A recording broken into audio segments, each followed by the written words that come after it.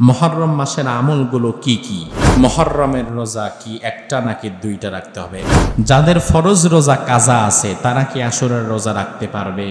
যেটা আমরা আলোচনা করলাম মুহররম মাসে, মুহররম মাস পুরা মাসেই রাসূল রোজা রাখতেন, বেশি রোজা রাখতেন। আর আশুরার রোজা যেটা, আশুরার রোজা রাসূল তার জীবদ্দশায় রেখেছেন একটা, তবে আশা করেছেন আগামী বছর দুইটা রাখবেন। তবে আগামী বছর রাসূল যেহেতু ছিলেন না, উম্মত হিসাবে আমরা দুইটা পূরণ করে দেব। এখন দুইটা পূরণ করতে গিয়ে এটা আপনি 9-10 করতে পারেন, এটা সবচেয়ে ভালো। 9 এবং 10 এটা যদি না হয় তাহলে 10 এবং 11 এই চেষ্টা করবেন। এখন একটাও যদি না হয় অন্তত শুধু 10 তারিখেও রাখেন, কারণ নাইমা মারছে কানা মামা ভালো, কানা মামার সে ল্যাংলা মামা ভালো। এখন 9-10 আলহামদুলিল্লাহ, 10-11 আলহামদুলিল্লাহ চলে, অন্তত 10 পারবো না ইনশাল্লাহ। যাদের ফরজ রোজা কাজা আছে তারা কি আশুরার রোজা রাখতে পারবে? এটা আরেকটা বিষয়। রমাদানে যে রোজা গেল 1 মাস, এটা কিন্তু ফরজ, আর আশুরার রোজা হচ্ছে সুন্নাহ, নফল।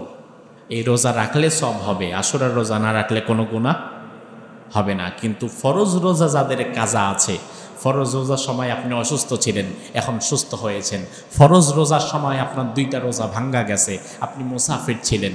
যেমন আমি বললাম আপনাদেরকে, আমি যখন মিশরে গেলাম, মিশরে এয়ারপোর্টে আমার একটা রোজা ভাঙ্গা লাগছে, এটা রোজাটা পরবর্তীতে আমি রেখে দিয়েছি।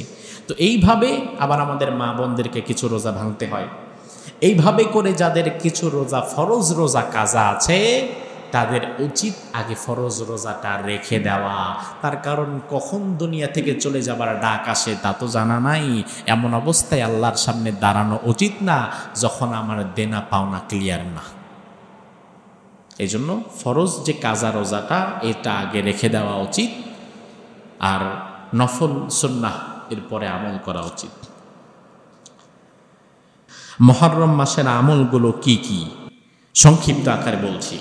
মুহররম মাসের 1 নাম্বার আমল হতে পারে হাদিসের মধ্যে যেটা এসেছে, ফিহি ইয়াউমুন তাবাল্লাহু আলাইহি, এই দিনে, এই মাসে একটি দিন আছে যেদিন আল্লাহ তাআলা তওবা কবুল করেছেন, ওয়া ইয়াতুবু আলা কওমিন আখারিন, এবং অনেক জাতির তওবা এই দিনে কবুল করা হবে। এই জন্য এই মুহররম এবং আশুরার 1 নাম্বার আমল হতে পারে তওবা এবং ইস্তিগফার। 1 নাম্বার আমল তওবা ইস্তিগফার, আল্লাহর কাছে মাফ চাওয়া। 2 নাম্বার মুহররম মাস নফল রোজার মাস, আর বিশেষত আশুরার সিয়াম আদায় করা, এটা 2 নাম্বার আমল। 3 নাম্বার হচ্ছে এই মুহররম মাসে হারাম পরিহার করতে হবে, কারণ মুহররম কার মাস?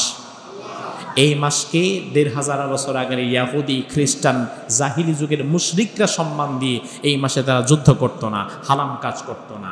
আর সেখানে যদি আমরা এই মাসের মর্যাদা না রাখি তাহলে আল্লাহর কাছে আমরা কি জবাব দিব? এই জন্য এই মাসে যাবতীয় গুনাহের কাজগুলো আমাদেরকে রেস্ট্রিকশন করতে হবে।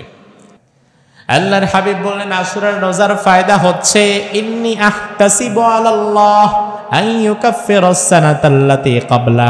কোন বান্দা বান্দি যদি আশুরার রোজা রাখে, আল্লাহ তাআলা আশুরার রোজার কারণে তার পূর্বের 1 বছরের গুনাহগুলো ক্ষমা করে দেয়। আশুরার রোজা রাখলে পেছনের 1 বছরের গুনাহ মাফ হয়ে যায়। কত চমৎকার হাদিস! এজন্য যে আশুরা সামনে আসছে, রোজা রাখা যাবে না ইনশাআল্লাহ? আমরা এই দিনে রোজা রাখবো। আল্লাহ সুবহানাহু ওয়া তাআলা আমাদেরকে তৌফিক দান করুক, আমরা বলি আমিন। মুহররমের রোজা কি একটা নাকি দুইটা রাখতে হবে? যেটা আমরা আলোচনা করলাম মুহররম মাসে, মুহররম মাস পুরা মাসেই রাসূল রোজা রাখতেন, বেশি রোজা রাখতেন। আর আশুরার রোজা যেটা, আশুরার রোজা রাসূল তার জীবদ্দশায় রেখেছেন একটা, তবে আশা করেছেন আগামী বছর 2টা রাখবেন। তবে আগামী বছর রাসূল যেহেতু ছিলেন না, উম্মত হিসাবে আমরা 2টা পূরণ করে দেব। এখন 2টা পূরণ করতে গিয়ে এটা আপনি 9-10 করতে পারেন, এটা সবচেয়ে ভালো। 9 এবং 10 এটা যদি না হয় তাহলে 10 এবং 11 এই চেষ্টা করবেন। এখন একটাও যদি না হয় অন্তত শুধু 10 তারিখেও রাখেন, কারণ নাইমা মারছে কানা মামা ভালো, কানা মামার চেয়ে ল্যাংড়া মামা ভালো।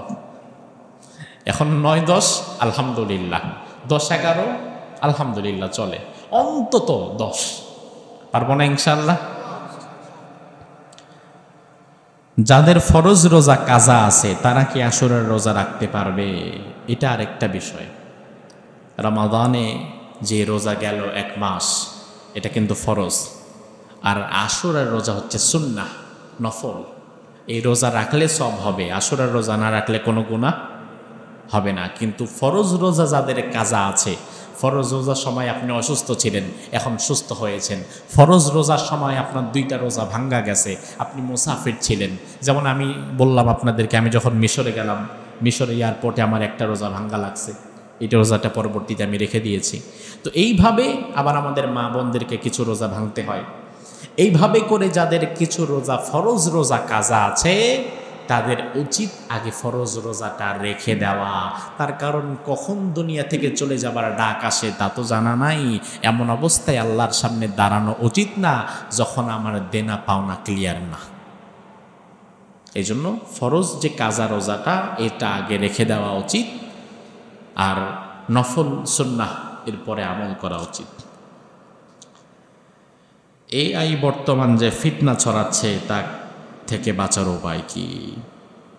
আমরা গত সপ্তাহে না কবেও যেন এআই প্রসঙ্গে বলেছিলাম, বর্তমান আধুনিক যেই ফিচারগুলো আমাদের সামনে আসছে, এর মধ্যে অন্যতম একটা ফিচার হচ্ছে আর্টিফিশিয়াল ইন্টেলিজেন্স, কৃত্রিম বুদ্ধিমত্তা। সেই কৃত্রিম বুদ্ধিমত্তাকে কাজে লাগিয়ে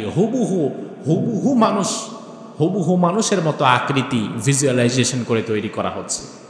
অর্থাৎ এআই দিয়ে আপনি যদি এআইয়ের আপডেট যে ভার্সনগুলো, সেখানে বলেন যে এক ব্যক্তি, তার নাম ইয়াহিয়া তাকি, বয়স এত, তার আমার একটা ছবি সেখানে দিলেন এবং বললেন যে উনি মানুষের সামনে একটা বিষয়, এই বিষয়ে কিছু কথা বলছে, এটা তুমি বানিয়ে দাও। আপনি স্ক্রিপ্টটাও লিখে দিলেন। আমি কোনো দিন হয়তো ওই মানুষদের সামনে এরকম কোনো কথা বলি নাই, কিন্তু এআইয়ের দ্বারা হুবহু আমাকে নিয়ে এমন ভিডিও বানানো সম্ভব যেটা দেখলে আমার বাপেও বুঝবে না যেটা নকল। এমন দৃশ্য এখন আছে না নাই? যারা সচেতন তারা জানেন। আমার মিডিয়াতে যিনি কাজ করে, সে হঠাৎ করে আমাকে দেখালো যে দেখেন হুজুর, আমি তো দেখে ভয় পেয়ে গেছি যে এক হুজুর, সে ওয়াজ করতেছে, সামনে হাজার হাজার জনতা, হুজুর বলতেছে যে বর্তমান এআই একটি ভয়ঙ্কর ফিতনা, আপনারা এআই থেকে বেঁচে থাকবেন, সবচেয়ে সুন্দর বিষয় হচ্ছে আমি নিজেও এআই। হুজুর বলতেছে। তো আমি প্রথমে দেখে বুঝতে পারি নাই, পরে দেখলাম যে টোটালটাই বানিয়েছে কম্পিউটারের মাধ্যমে, হুবহু মানুষের মতো আকৃতি।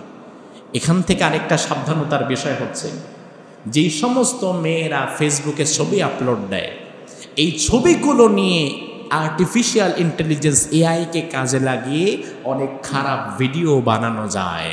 আপনার ঘরের মা বোনও কিন্তু এআইয়ের ফিতনা থেকে নিরাপদ নয়। এটা ভয়ঙ্কর বিষয়। কারণ প্রযুক্তির 2টা সাইড থাকে, একটা সাইড হচ্ছে ভালো, যেমন এআইকে কাজে লাগিয়ে আপনি কোরআন হাদিসের অনেক রিসার্চ করতে পারবেন, আপনি এআইকে কাজে লাগিয়ে অনেক জ্ঞান অর্জন করতে পারবেন, এটা প্রযুক্তির ভালো সাইড। আর প্রযুক্তির খারাপ সাইট হচ্ছে এআই দিয়ে আপনি মিথ্যা বিভ্রান্তিকর ভিডিও বানিয়ে মানুষের ভেতরে আপনি মিথ্যাকে পুশ করতে পারবেন।